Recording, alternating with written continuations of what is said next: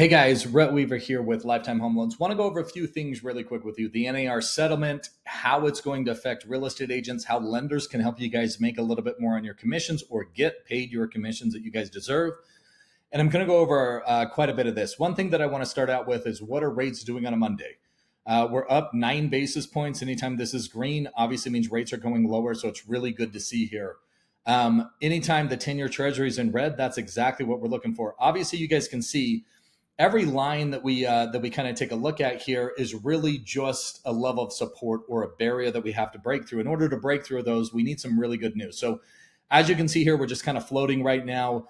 On the 10-year side of stuff, this is what we want to look at as well. So we're just kind of floating here right now.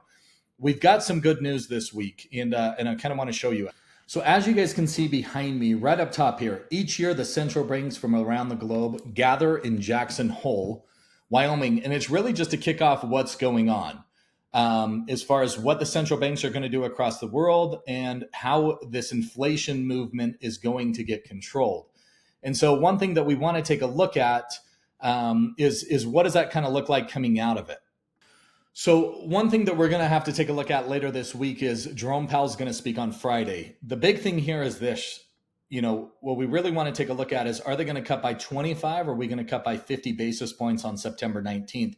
One thing that we're taking a look at here is what does the unemployment rate look like and where are we sitting from 23 to 24? And as you can see, 23, we've been holding on these numbers right here with the Fed fund rate between 5.25 and 5.5. They've been holding there. And if you look at it, the core PCE, the core CPI, it's a lot lower now than it was last year. Also, the unemployment rate is much higher. So we've got to take a look at that. Really, that's probably the biggest news coming out of this week, and we're going to have to hold on until Friday. One thing that I do want to go over with you guys really quick now is really just this email that I'm sending out on top of this. Obviously, we know from last week on August 17th, the NAR made the real estate agents change the way that they get paid basically on the buyer side. One thing that I do want to point out that Fannie and Freddie and everybody's on your side. When we talk about this, we talk about seller contributions. And so to give you guys a scenario, if it's an investment property, the seller can only contribute up to 2%. If it's a conventional loan with 5% down or anything obviously less than 10%, so 5, 6, 7, 8, 9% down, the seller can only contribute up to 3% towards the buyer's closing costs. What they're allowing now is you guys can go get 6% in seller concessions. So 6% on a 5% down conventional, 3 of that's going to go over to the buyer as far as on their side of the closing costs to pay for all of that. The other 3 is going to go ahead and give it over to your commissions. Now, what does this look like? In the closing cost details, it's actually going to go ahead and break this out as buyer paid real estate commission. So what's going to happen is all of your commissions, if we go get 6% from the seller, 3% of that is for you, 3% of it's for the buyer, their closing costs are going to look like they're through the roof.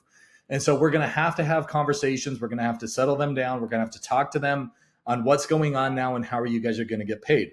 There are 6 ways that I believe right now that you guys can get paid. I do think this is going to change in the very near future. There's a lot of new lawsuits out there right now against the NAR and all of this stuff that's going on. So I do believe that as we navigate this for the next couple months or even year here, there's a few things that are going to change not only on the lending side, but also on your side as well.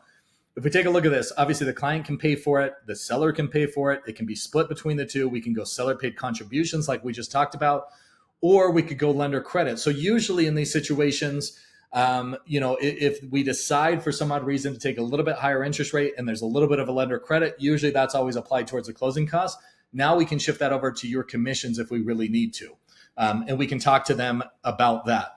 One thing that I really want to point out here is the shift in the market. With all this news, all this media basically talking about lower interest rates, and if they go ahead and cut in September, a lot of people are going to start coming out of the woodworks. And why should they buy now versus waiting for later? This right here is at a $550,000 purchase price, and it's just waiting 1 year in the state of Utah, 4.79%. So not even 5%. It's basically stating that that 550 property is going to go ahead and increase $26,338. Now, if we look at this, the benefit of buying is going to go ahead and give them $20,154. Well, how is that going to happen? Again, property values right now are 550. If they move over to 6 months, it turns into 563. 1 year is 576 at that 4.79% gain. What some people are pointing out is they're just saying, hey, Rhett, well, if you look at this, the monthly principal and interest is a lot less at $25,000 more in purchase price than it is right now. One thing that I want to say back is they're losing the equity gain. If you look at it, it's only a $200 difference per month, and they're going to gain $20,000. So if you do the math on that over 12 months, that's $2,400. A $2,400 investment, quote unquote, right? That's the way that I would kind of look at it. And paying back $20,000, if everybody did that this year, everybody would say yes to it if they knew that that was basically a guarantee.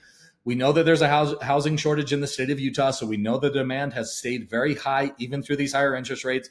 And as they begin to fall, every 1% the interest rates drop, there is 50,000 people in the state of Utah that are now eligible to purchase a property. So if you guys don't believe that there's going to be multiple offers, we're back to 2021 type of time frame where we got multiple offers, we're paying over asking price, we're doing all that stuff. I believe that's what's going to happen. And this is just really just something to help your buyers get off the fence and understand that they should buy now and refinance later. Here's a little bit of a slide deck for you guys. If you want to click this here, that will help you guys understand that a little bit more in depth. And, if you guys have any questions, feel free to reach out. We'll navigate this as the new news comes out. We'll keep you guys informed, keep you guys updated. Hopefully you guys have a great day.